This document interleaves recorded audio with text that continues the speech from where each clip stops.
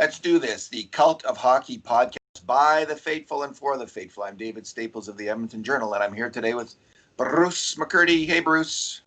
Hey, David, how you doing today? Doing okay. How are you doing? I'm doing all right. Doing all right, all things considered. Still leading a hermit-like existence in St. Albert? By and large, I decided to get rid of the COVID beard the other day. Oh, yeah, that's right. I Actually, thought something was different there. I couldn't put my finger on it. Not birthday, very yeah, observant. birthday present for my wife. She just had a birthday, so I gave her the gift of a clean shaven look for a few days. We'll see how long it lasts, but I gave her the option on the mustache and the soul patch. I just did the rest on my own. And she's never seen my upper lip naked, so she decided to keep the stash. So it's still around. Very, very nice. So, Bruce, the Oilers have a signing today we can talk about. You bet. Actual Oilers news. They signed Phil Kemp to a 3-year entry-level contract. We'll talk about that. You've watched a handful of his games, and I just watched one to get a sense of his game, at least, not a definitive take. We'll talk. I've been watching some prospect games from a couple of Oiler forwards who were drafted, not Oiler forwards yet, but Tyler Tullio of the Oshawa Generals, who I always mispronounce as You just did again. Well, what is it? Is it not Tullio? Tulio. Tullio. Oh, God. Tyler Toffoli's too close. Tyler Toffoli's too close. And okay, Tyler Tullio. I've been watching his games. Excuse me. And Carter Savoie, who played for the Sherwood Park Crusaders this past year, and he's soon going to be playing games for the University of Denver. Quickly about the latest viewings that both of us have had of Joakim Nygard and Puljujarvi in their respective leagues in Sweden and Finland. And then we'll talk about, I've compiled a list at least of the 9 top prospect defensemen for the Edmonton Oilers and where I have them now. And I'll get we've both been watching them. You watched the big 3, Bouchard, Broberg, and Samorukov most recently. So we'll go down my list and we'll see where we agree and disagree on that. Bruce, let's start with the signing of Phil Kemp. What do you make of it?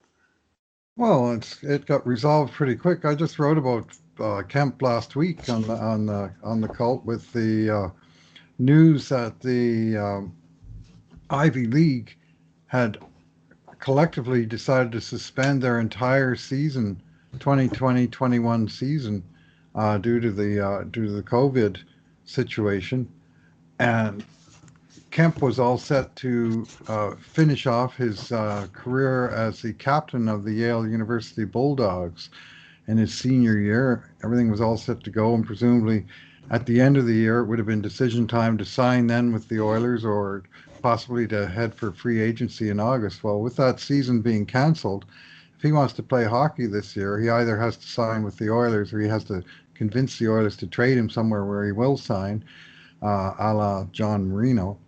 But he took the high road and he just signed directly with the Oilers. They offered him a contract, as I suggested they ought to, really last week, and it got resolved pretty quickly. No terms are out yet, but it's a standard 3-year entry-level contract with a narrow range of values somewhere under $1 million, and presumably for a 7th-round draft choice, which Kemp is, presumably somewhere closer to the league minimum than the maximum allowable, but we'll see. Also, presumably a signing bonus that'll put a little cash in his jeans while all this situation plays out. I wonder what percentage of 7th-round picks actually get entry-level contracts, 3-year entry-level deals. And I don't think it's 50%. I don't think it's even close to that, but I could be incorrect about that. Maybe about half. What do you think?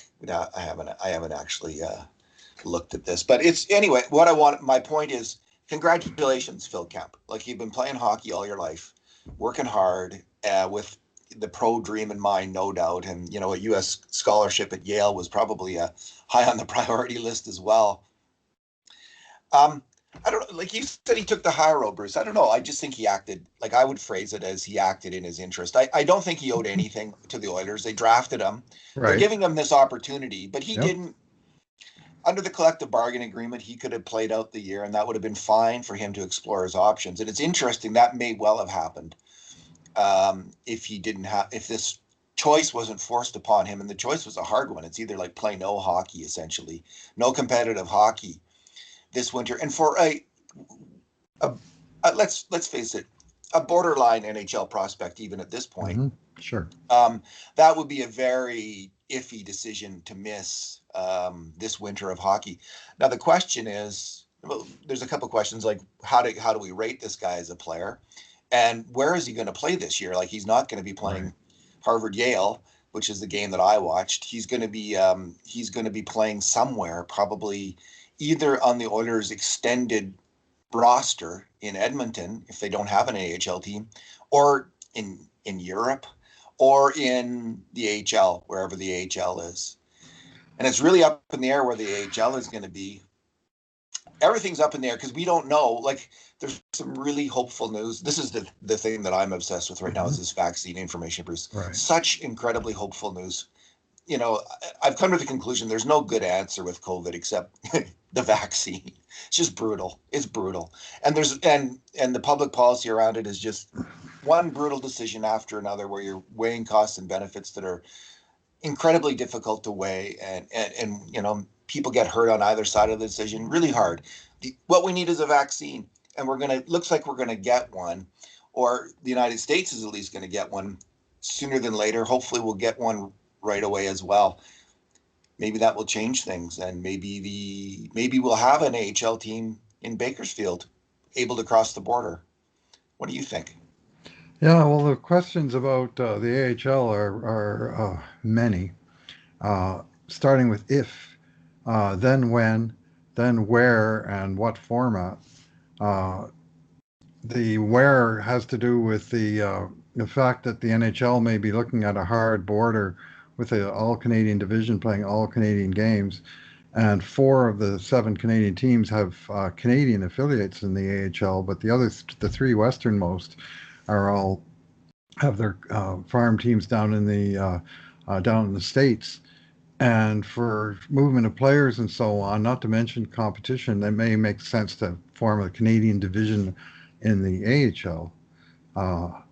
As funny as that sounds, American Hockey League Canadian Division, and to find some kind of temporary homes for those three clubs. You know, whether it's Saskatoon and Red Deer and Kelowna, or whether it's actually Edmonton, Calgary, and Vancouver, the way many of the Eastern teams play right in their home city. So that's one option. The more I think about Phil Kemp, though, the seventh round draft pick, just turning pro, and in some sense a year ahead of schedule, the landing spot for him may well be the Wichita Thunder of the ECHL, which are the Oilers' farm team, you know, sort of double A ball for hockey, the ECHL. And often we see goaltenders get their start in that league, or you know, long haul prospects, which really Kemp projects to be one. Like, if that league gets going, and their current plans, believe it or not, are to start on December 11th and to play a 72 game season. And I can't find anything that says that's been changed. Some teams may not play at all. Some teams may start later, but Wichita was on the list of 13 teams that wanted to start on December 11th. Now, I really don't think that'll happen, but it does sound like they plan to play. And anywhere they can get Phil Kemp a game is where they need to put him. And I don't think it's going to be Europe. I just don't see him finding a spot, and there's too many travel restrictions. You know, the Oilers have, you know, tapped out Europe, and they got many prospects playing there now, but I don't know how they would get this guy over there. Yeah, I agree. The ECHL suggestion really makes sense. I don't know if that's been mentioned today or not, but if you think about it, he's not going to be making this year, and they don't need to call him up from the States. That's a good league. It's a you know, it's a decent hockey league. He'll be playing at least, and if they did need to move him to Bakersfield later on, or an Edmonton farm team in wherever, Red Deer or someplace like that, Saskatoon, they could do that. They could later do that. So, Oh, sure. what do you think of him, Bruce? What do you think of his chances as an NHLer? Well, there's lots to like about the guy. He's got a really good pedigree. You know, he came up through that powerhouse U.S. national team development program, where he not only played 2 full seasons, but he was captain of both the U17, U18 programs.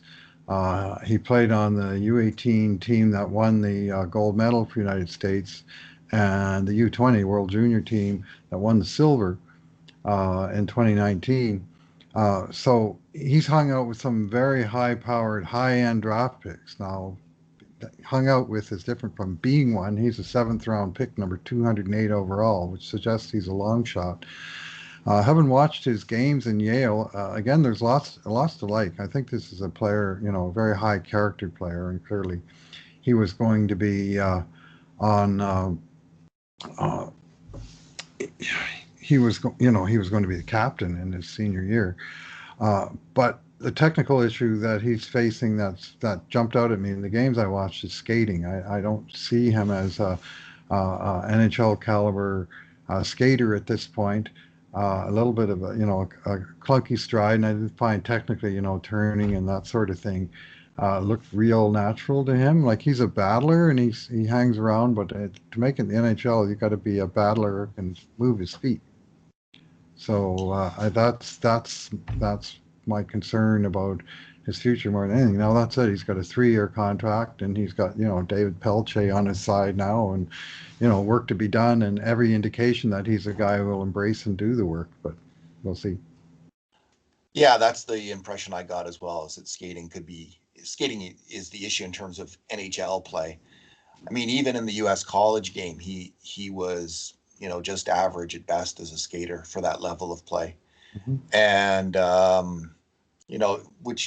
which means for a defensive defenseman, sometimes you don't get that separation to make a good outlet pass. And I saw him dumping the puck out a little bit more than I would have liked to have seen. Again, this is just a first impression. So that definitely is an area of concern. And he's a big, rangy guy, though, strapping guy. He's going to get bigger.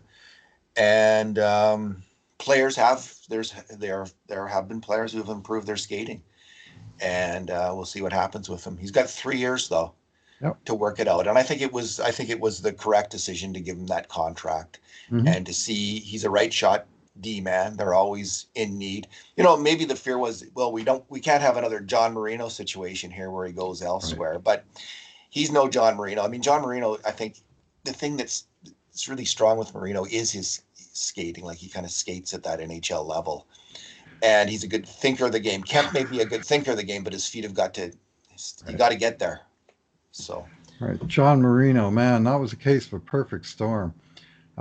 He was a 6th-round draft pick of the Oilers in 2015. Right after they chose Caleb Jones and Ethan Bear, they came back with John Marino, a natural hat trick of fine defense prospects. But Marino found himself also in Ivy League school, Harvard University, playing right defense, and he was stuck all 3 years he was there. He was stuck behind another more famous right shot defense prospect named Adam Fox. And Adam Fox was an offensive defenseman, got all the power play duty, got all the stats. And Marino was a stay at home, look after the rest of the game type of player whose offensive opportunities were limited because Fox got them all. Of course, Fox has gone on to, make the NHL this season, as did Marino, and they both got a lot of votes for, a good number of votes for the Calder Trophy. And because Marino was so buried there, I mean, there was no even chance to evaluate the guy in terms of everything that was possible. I mean, nobody saw him just jumping directly into the NHL, and it was a real shocker that how quickly that trade turned in favor of the Pittsburgh Penguins. That's the only good thing is that draft where they got Bear Jones and Marino. Like that's almost in the modern era. If these players all pan out, which is still, they're still all young in their careers. One of them could, they all look like they're trending in exactly the right direction. Let's say they continue to do that. That's kind of a pretty historic little run there of draft picks for one team. So, that was kind of a hybrid year. Wasn't it Bob Green's first year fully in charge, but they were kind of going, had Stu McGregor been in charge just up until then? Right. So it's a lot of McGregor's staff. Bob Green was part of that staff, and Shirelli's coming in as well. It's before Keith Gretzky, right? Yep. So, it's generally a Bob Green draft, I guess, with McGregor and McCavish's staff. Shirley had just arrived, and that was the year they had, I think, of course, they drafted McDavid #1 overall for a clear and easy win for the scouting team. And then they went ahead and they traded 16, 33, 57, 79, 86, 110, I believe. And then 117, they finally kept a pick, and that's when they picked Caleb Jones. So the picks that they used, they got players, and that will always remain the what if draft. What if they just hung on to those picks and drafted some of the guys that were available at 16, 33, etc. Because there was a lot of opportunity missed with those trades. And I mean, they got Cam Talbot out of it, but the two higher picks went for Griffin Reinhart, and that proved to be an unmitigated disaster for the Oilers. Doesn't rumor have it they wanted Joel Eriksson Ek at 16, and they wanted Brandon Carlo. Oh, that would have been a good pick. Those would have been two decent picks. I mean, Eriksson Ek hasn't turned out as well as some of the players from that draft, but he seems like he's a decent hockey player from what I've seen of him. Bruce, speaking of draft picks, I was looking at a couple of the, we're hoping the Oilers get, every year we hope this, but they've had another historic run of drafting forwards. Because this year, with all 6 of their picks, they drafted forwards. And at one point, they traded down in the draft. They traded, what was it, their 80-something pick? 76 pick, and they got the 100th and the 126th pick, I believe. Is that correct? Yes. And with those 2 picks, they took Carter Savoie and Tyler, I dread saying Tulio. Tyler Tulio. Not Tyler Toffoli or Tyler Tuoli, but Tyler Tulio. With those 2 picks. Go ahead. Mine's with Julio or Coolio. Julio. Who is Coolio? Wasn't there a rap singer called Julio? So I was watching. I watched one game from Savoy last year. It was the last game that he played, and then I've watched a couple of Tulio's games, and they're both really skilled hockey players. That's the first thing that jumps out at you. So Carter Savoie is, when he gets the puck, good things happen. When the puck is on his stick, this is at the AHL level, right? So, this is a proviso, a major caveat in this whole thing. But when he gets that puck, he knows what to do with it. He is so confident. He's got that kind of arrogance with the puck. He gets it and just slings it over to the, makes a pass or a shot.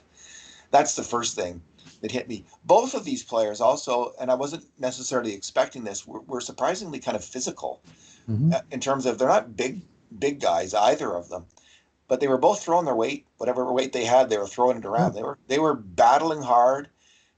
They want the puck. Both these guys are kind of bang the stick on the ice, get me the damn puck kind of hockey players, especially Tulio. He was constantly doing that, demanding the puck. And when it got on his stick, good things happened again. Like Tulio is a bit more of a chippy player, and Savoie, I'd say, has a slightly higher skill level. But they're very similar players in a lot of ways. I don't think that either of them has plus skating right now. Extremely smart hockey IQ, but they're not fabulous skaters, which explains why they went where they did in the draft. I think if both of them had been better skaters, they would have been late first. They would have been in the first or second round based on their No, their scoring was pretty good for both of them. They both put up a lot of points in their respective leagues. I'll say Savoie was almost 2 points a game in the AHL, and Tullio was a point a game player in the OHL, which is a fantastic, which is a really strong thing for a 17-year-old to do. You bet. 17-year-old kid last year, at the time, like he turned 18 in April. Yeah, he's younger, right? And he was third on his team. Oshawa 1 point out of second on his team. They had three guys that were well ahead of the rest of the pack, and he was one of them. And he's the son of the owner there. And there was one of those cases where people kind of looked askance when they picked him in the prospect draft, but he covered the bet. And some people had him ranked as high as second round in their draft previews. Late second round, in the 50 to 60 range. And it was surprising that he slid. And he slid all the way to the 5th round. But from Oilers' perspective, that number 76, I said this on draft day, and I still believe it. They traded it out for 2 picks, and I would have been happy with either pick if they just kept 76 and picked a guy then. And they wound up getting 2 guys of that caliber. Well, if the Oilers had like, let's say if they had had like a 2nd round pick and don't get me started. this year, and what did they have? They had the 3rd round pick, which they kept. James Neal kept. All right. Yeah. So if they had a 2nd and a 3rd round pick, just normal under any kind of normal circumstances, if they had taken these 2 players in the 2nd and 3rd round, it would have looked like a normal draft, because Tullio, I think the consensus ranking for both guys was actually about 3rd round. For both of them when you looked at all the experts. Would have been a bit of a reach to take one in the 2nd, but some people had them in the low 2nd round, like in the 30s.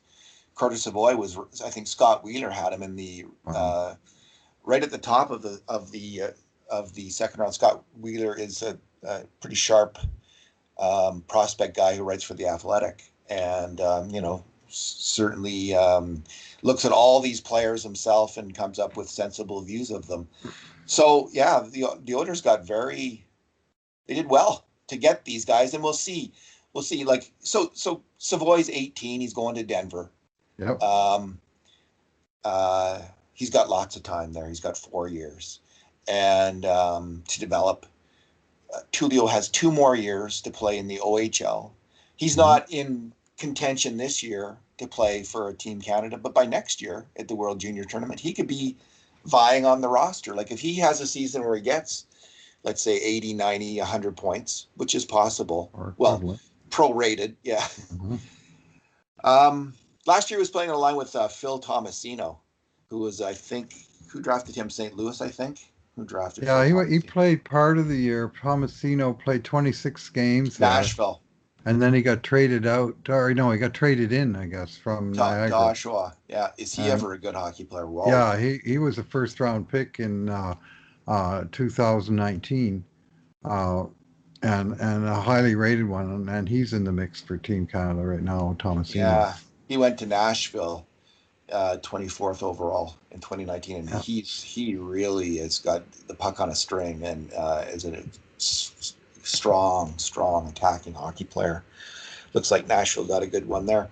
So yeah, I was encouraged to see the players. I mean, what I saw, Bruce, really matched up with a lot of the scouting reports. A lot of the scouts mentioned there were some questions about Savoie's work ethic, and he did have kind of a casual look about him. He spent a lot of the time with one hand on his stick when he didn't have the puck, and an inordinate amount of time, it seemed to me, and maybe posture that drives people a little bit crazy, because he just has that kind of, there's a little bit of, he's a really smart hockey player, so maybe when he doesn't have to hustle, he doesn't even pretend to look like he's hustling.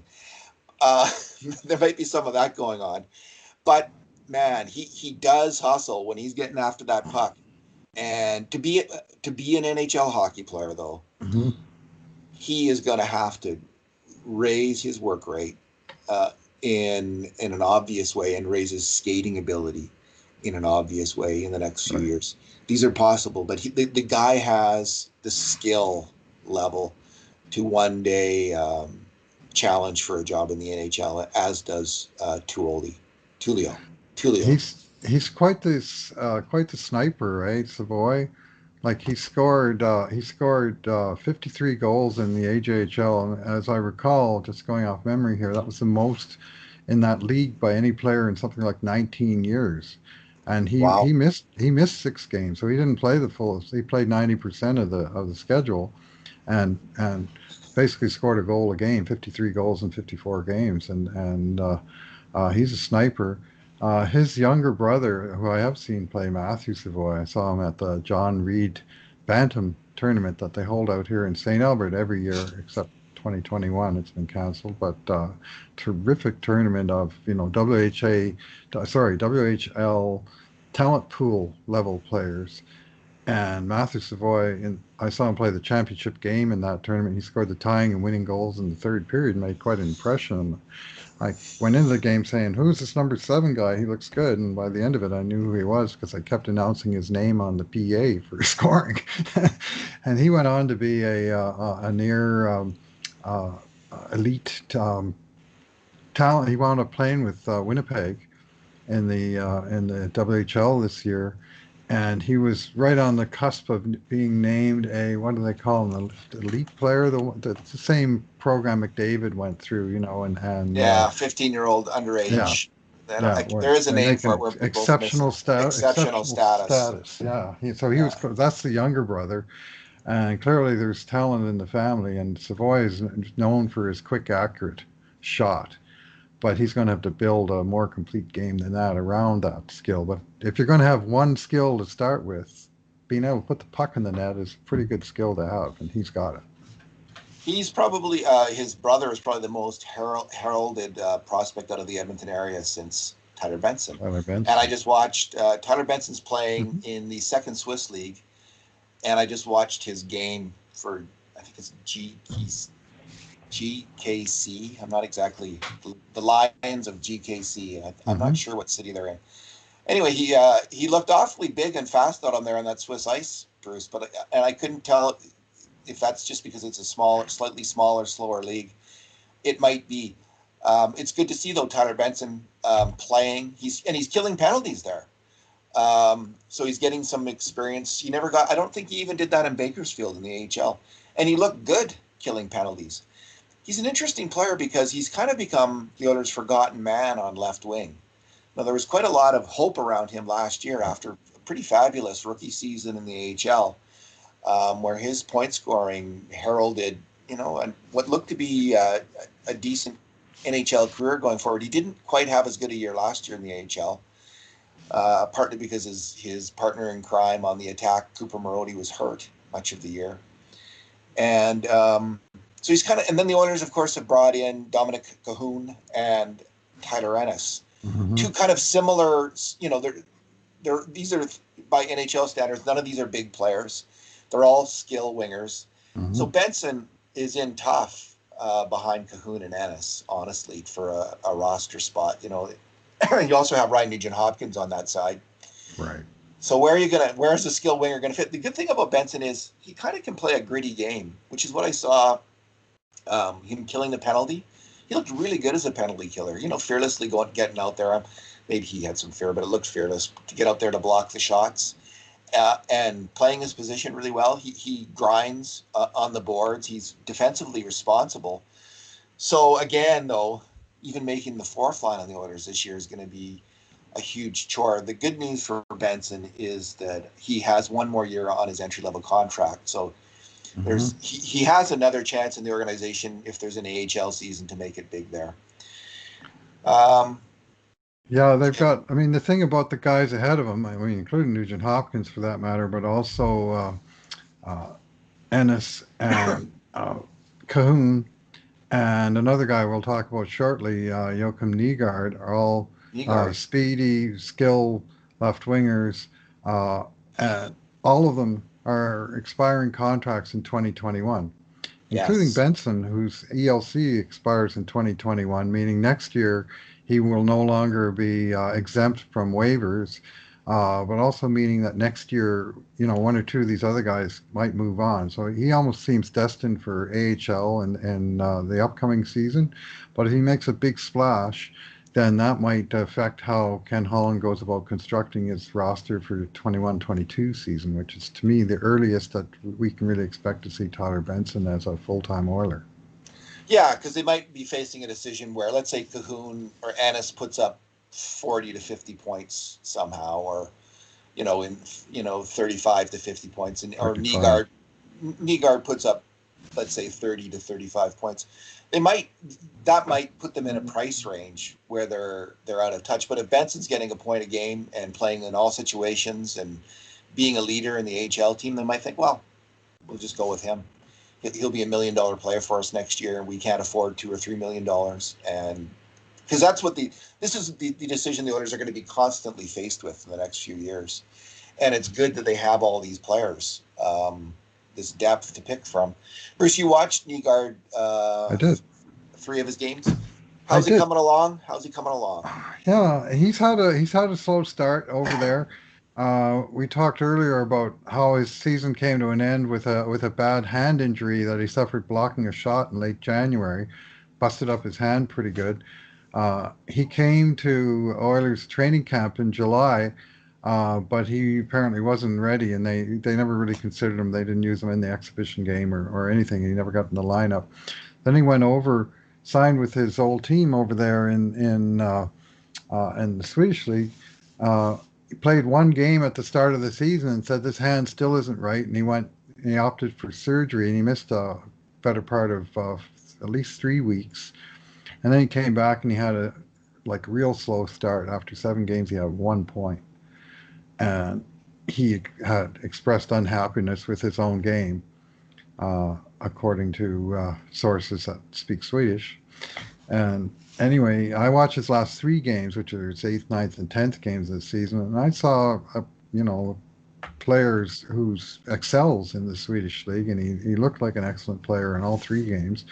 He scored a very fine assist in the first game, a goal in the second, and the third game he went scoreless, but he was just all over the ice. He can sure skate, and he's again not just sheer speed straight ahead, but he's got he's a sound technical skater. He effortlessly moves from straight ahead to lateral to backwards skating, and appropriate to the situation. Like, he reads the play, and he's always puck, it seems like, and when he gets ahead of steam going, like when he carried the puck through the neutral zone, that guy can rock it. I mean, this is the guy who beat Connor McDavid in the Oilers fastest skater competition last year, for whatever that's worth. But I mean, he can skate.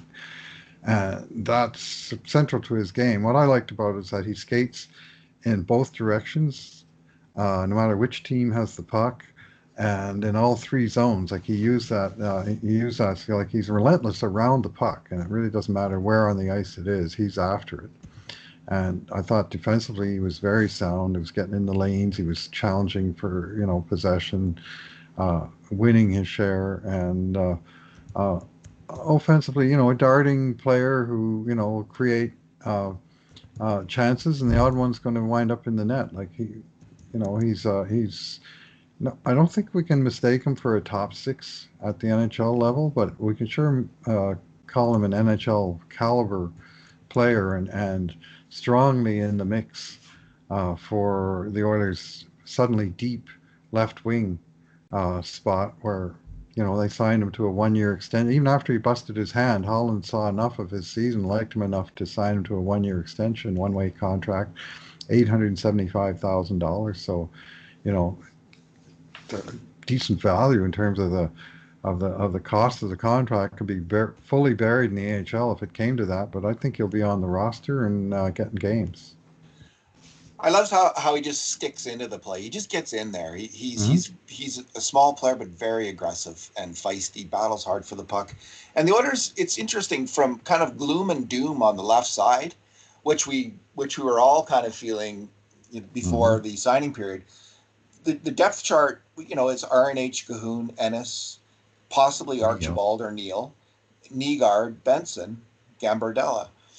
there's possibly Kara. Possibly Kara. So there's lots of options there, and you could see them.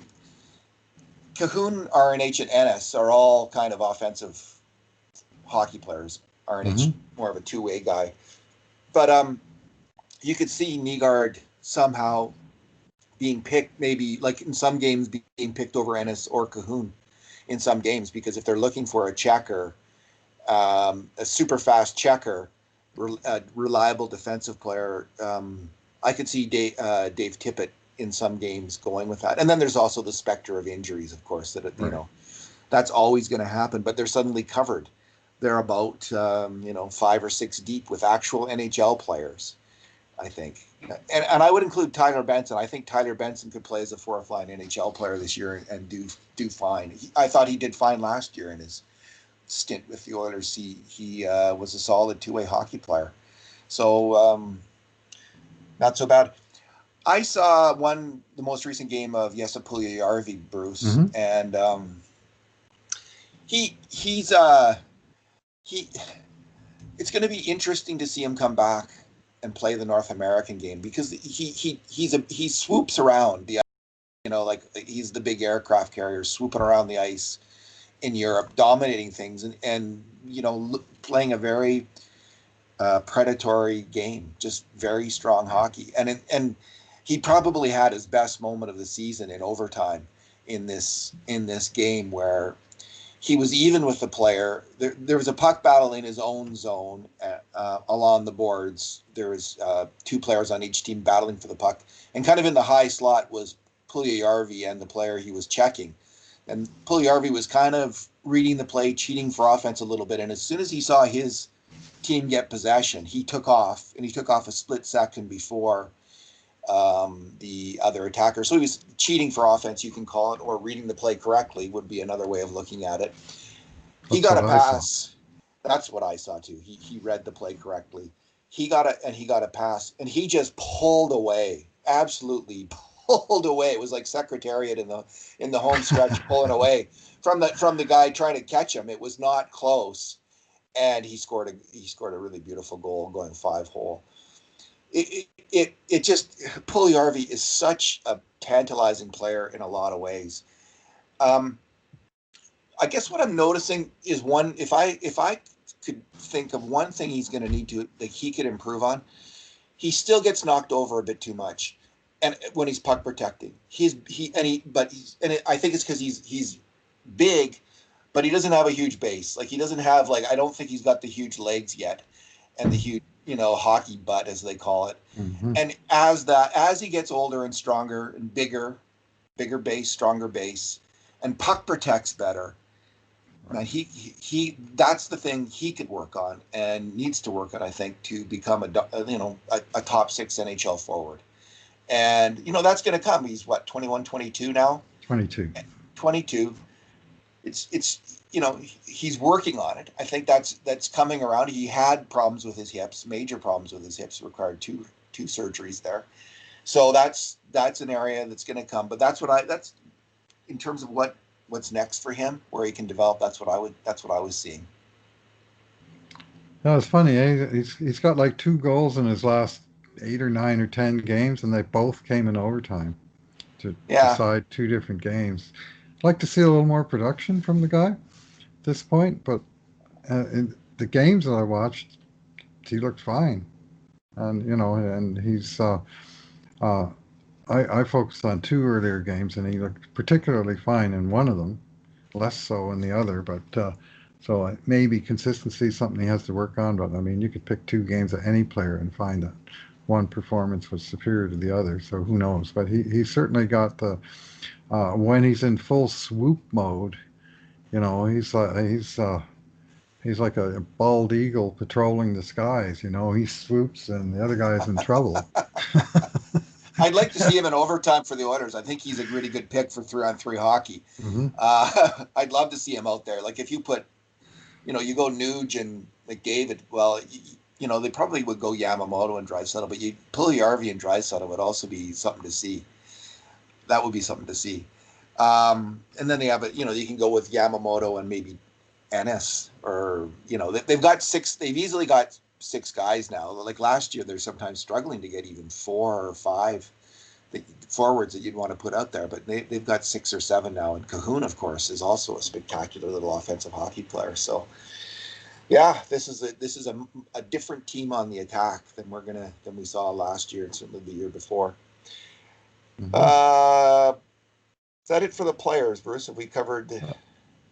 I mean, just to summarize that and maybe segue to where you're going next. They've really added to the offensive side of things with Puljujarvi, Turris, Ennis, Cahoon all being added to the list, and then that entire list of forwards being picked in the draft, 6 forwards out of 6 draft picks. That being because they already are chock-a-block with decent defense prospects, which in our current listing of the Color Hockey prospects, which is pre-draft, of the top 17, we have just 5 forwards, but 9 defensemen and 3 goaltenders. So there's lots of D-men, and I understand you're in the process of shuffling your ratings just of those 9 players in terms of where you see them. We're going to be voting again. We're going to have a redraft because the NHL's had their draft, and we're going to include those players plus everything we've seen in Europe. We're going to do an updated 2020 list, the final 2020 list on where the prospects stand. And there's been a couple of changes on my own list, having seen these players in Europe. So I'll just give you my list, and then we can talk about it. At the top of the list, I have Evan Bouchard. Number 2, Philip Broberry.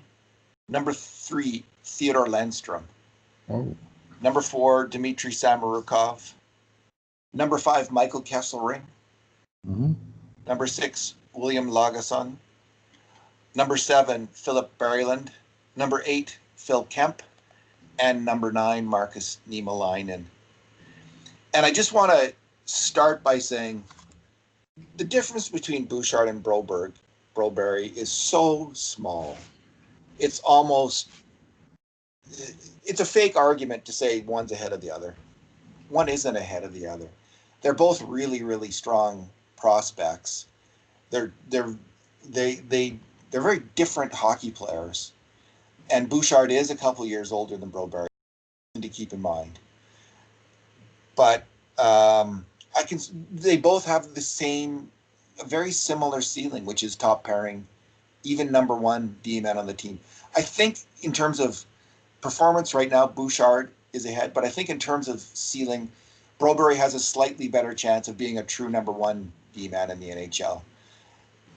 But very, very close. And Broberry's been up and down this year, but man, that guy, when he gets skating with the puck and attacking with the puck, and in games where he's feeling it, where he's confident and going for it, because half the time he's kind of sitting back, seems to maybe lack a little bit of mojo in his game, but when he gets it, when he's made up his mind that he's going to get his feet moving in a game, he just causes all kinds of trouble for the other team with his rushes with the puck. And his skill level, Bouchard's passing and shooting is at the very highest level for defensemen. I think it's close. It might even be close to the highest level for NHL D-man. That's how good Bouchard is when he's passing and shooting the puck. His skating isn't all that. But Broberry's skating, passing and shooting is a little bit underrated, I think. And when it catches up to the speed of his skating, then we'll really know what his true ceiling is as a player. Go ahead. Yeah, I watched both of them play last week and Samorukov. I watched 3 of them, their most recent game. You'd seen Broberry play on Thursday, and you said that he showed signs of reviving from what had been a personal slump for a couple of weeks. And started being way more proactive and carrying the puck up ice again. And I saw a lot of that in the Saturday game as well, in which he finally scored his 2nd goal of the season, having scored his 1st in the season opener. But more involved in the attack, more involved in the rush. And I saw, there was one play that really grabbed my eye where he basically went end to end. The play didn't turn into anything, and when it came back the other way, he was the first guy back defending because he'd use his momentum on the rush to sort of, turn back through the zone and cruise back. So like Paul Coffey at his classic best, right? Where he's going Yes. so fast on the way up the ice that when he took the big turn around the net, all he had to do was turn around and he was at center ice already, backing up into his own zone, ready for the other guys. But then he picked up the puck a second time and he rushed it all the way inside the blue line. Like he skated over 500 feet in about 20, 15 seconds maybe, and he had the puck on the stick for more than half of that time. And it's his skating that's going to set him apart, and it's maybe the skating that establishes a higher ceiling for him than Evan Bouchard. The other thing that makes it really hard to compare them is that Broberry is playing in the Swedish Hockey League, and Bouchard's in the Hockey Allsvenskan, which is essentially the AHL level in Sweden, the second tier league. And of course, Bouchard's 20 months older than Broberry, so he's 1 year ahead of him in draft terms, but he was much older within his draft class than Broberry. So he's, you expect him to be a little more polished and so on at this point. And with the puck on the stick, he's very polished, as you say, and an excellent shooter, really good at changing his shooting angles to open up the lanes, but also mess up the goalie a little bit when the puck is moving in terms of where the release point is. And he nearly overpowered. He made a great play in the game I saw to not shoot when you think he was. A guy sort of committed to the shot block, and Bouchard responded to that by holding the puck, pulling it inside, and then wiring a rocket to the high blocker side. Forced an excellent save from the goalie, and that's just sort of innate awareness of the situation and where the lane is, what the other guy is doing, and reacting to it. So, and he also scored a goal in that game with a wicked shot from the high slot on a 5-on-3, just flat out beat the goalie from about 25 to 30 feet out. And so there's lots to like with Bouchard. Wonderful passer of the puck, but his skating is not at that level as Broberry. And No. it's often, if he tries to stand up at the blue line and the other guys shoot it in, his likelihood of winning the race back then to that puck is less than you would like to see. That's something he's going to have to work on. Timing of how to hold the line and then peel off and skate with conviction to win the race and move the puck along. Yeah, or just use his body to shield the guy coming in and puck protect, and maybe being a little bit more physical in that situation. That's a fair critique of the player. A little greasier, yeah. They might be an interesting pair together one day, Bruce. It's not impossible. They would complement. Their skills would be quite complementary, I think. They would. Now, some people would have Dmitry Samorukov, who's playing just keep it simple, stupid hockey at a very high level for CSKA in the KHL. Some people would have him ahead of Lennström. And it's not really, and again, it's a difficult comparison because Lennström's 26, Samorukov's 21. And Lennström's a much more polished player, experienced player at this point. But if the Oilers are looking for someone this year, right now, to step up and help them, I think he's a really good bet. He is such a smart hockey player, such a skilled hockey player, and aggressive, getting in the play, reading the play really well. Fantastic skater. He's not big and he's not physical, but what I've seen of his defense is he's generally in the right position at the right time.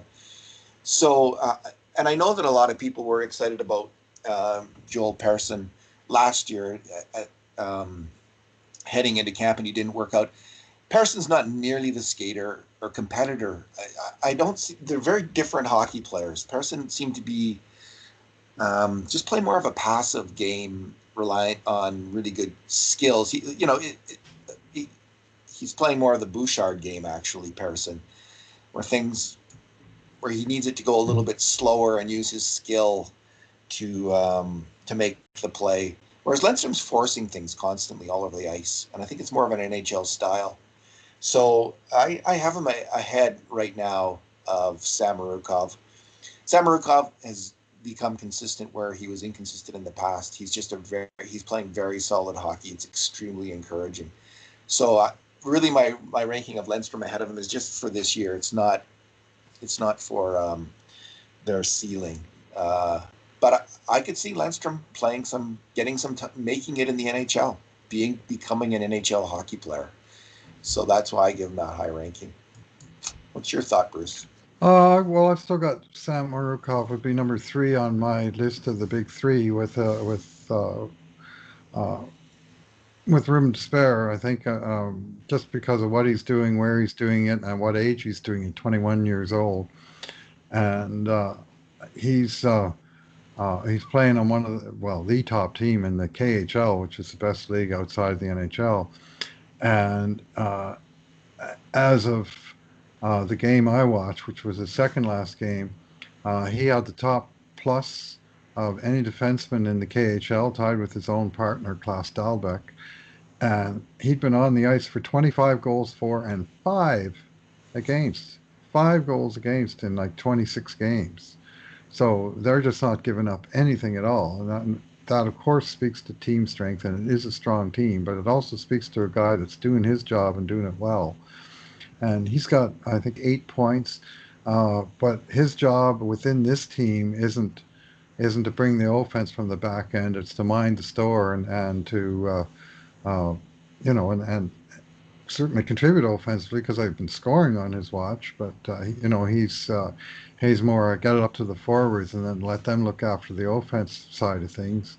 And I know he's got offense in his game, because we saw him dominate the OHL in his last season there, and especially in the playoffs that year when he scored 28 points in 24 games and was a central figure in throughout his team's Memorial Cup run.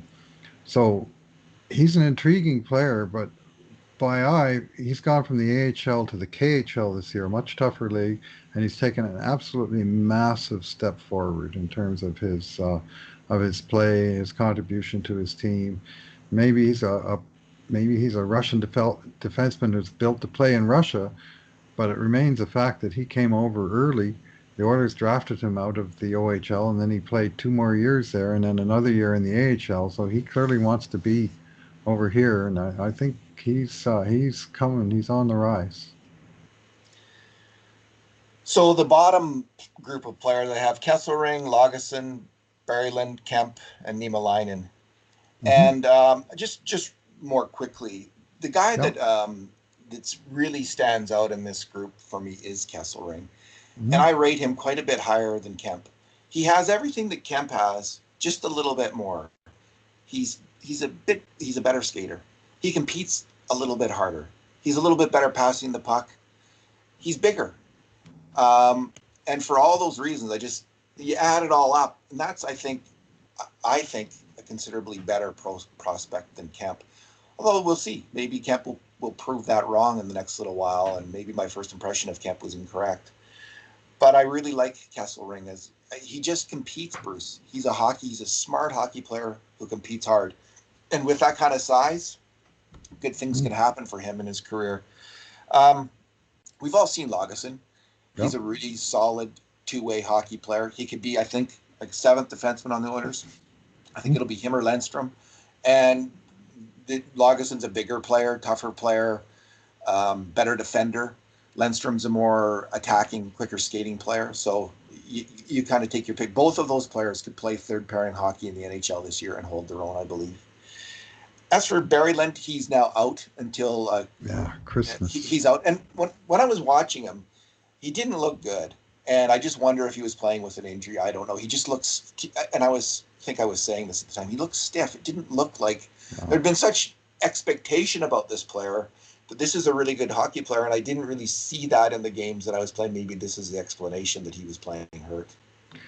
Yeah, well, I went back to his last game just to see. I often do this with the Oilers too. When someone goes out, and I look at their last shift, and because often, there's one shift and they're done, right there. But he played right to the end of the last game. But I agree with you. He didn't look smooth, and I don't know enough about this player to know how he normally looks. But you could have said the games I watch, he's nursing something, and I wouldn't disagree, because that's, that certainly fits with the observed facts.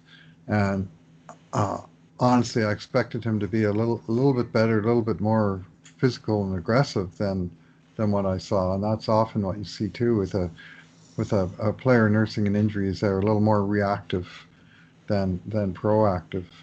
Lagesson, I mean, he actually's been sitting out since November 4th, the day he signed with the Oilers, and there was some talk that his contract made him ineligible then to play in that league. But the Oilers have since transferred his rights to another team, Kristianstad's, the last place team in Hockey Allsvenskan, and they themselves have been on a COVID enforced 2 week vacation, but they and he will to return to action tomorrow, November 25th. I guess that's today that he's scheduled to play next. So he's got he's got. I'm being visited by an English bulldog. Uh, he's been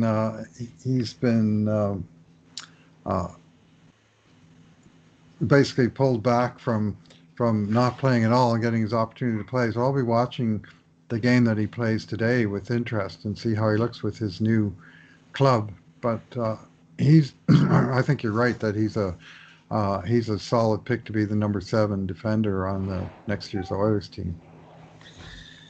Yeah. As for Niemelainen, I'm not convinced, Bruce. and he's been out too. He hasn't played in a long time now. I'm not sure what's going on there, but the game I saw was I think I might have seen a couple of games. Anyway, he struggled to move the puck. He's a great big guy, good skater. But in today's NHL, you've really got to be able to pass that puck. And maybe he was hurt too. Same thing. I went back to his last game, and he played right to the end of the third period in a decided game. So it was not like he was, that he left with an obvious injury during a game. But maybe he was nursing something, because his last game was October 30th, which is nearly a month now. So this is really important in terms of rating these players overall, to take that into consideration, and this is the caveat on everything we're saying, is we're getting a snapshot, a moment in time where we're seeing these players. The more games we see them, the more credible our opinion is going to be on where they rank. But to me, the surprise, if there's been some really pleasant surprises, I guess, and Lundstrom near the top of that list, Samarukov's consistency being another, and just Broberry's explosive talent, which I'd seen in some games. He's a controversial player. There's some evaluators that have him very high, and there's some that have him low. And I think Craig Button, for instance, had him high and then didn't even have him, I don't think, in his top 50 last year, if I'm not mistaken. So there's changing, varying opinions. So, and maybe we understand why. Maybe if you see Broberry when he's having one of his off games, and you see 3 or 4 of those games, and we saw 3 or 4 in a row, you start to think, But when you see him, and it's consistent enough in those good games when he's going, wow, this guy, if it all comes together for him, the Oilers have a very special hockey player on their hands here. And it's so tantalizing to think about him on the ice with, just think if you had, if let's say Broberry and Bouchard do develop, as we hope, you have those 2 guys out there and you need a goal and you put RNH, Draisaitl, and McDavid on the ice with them. That works. That could work. Works for me. Merry Christmas, Oilers fans. Yeah, well, I think we can agree that there's some enticing prospects in the system that we've been watching especially this last few weeks. Some nice looking players out there. Yeah. All righty, Bruce. Well, let's leave it there. We'll talk again probably sometime next week. So thanks for talking today. All right. R.I.P. Fred Sasakamoose. And thanks for listening, everyone. And in the meantime, and in between times, this has been another edition of the Cult of Hockey podcast.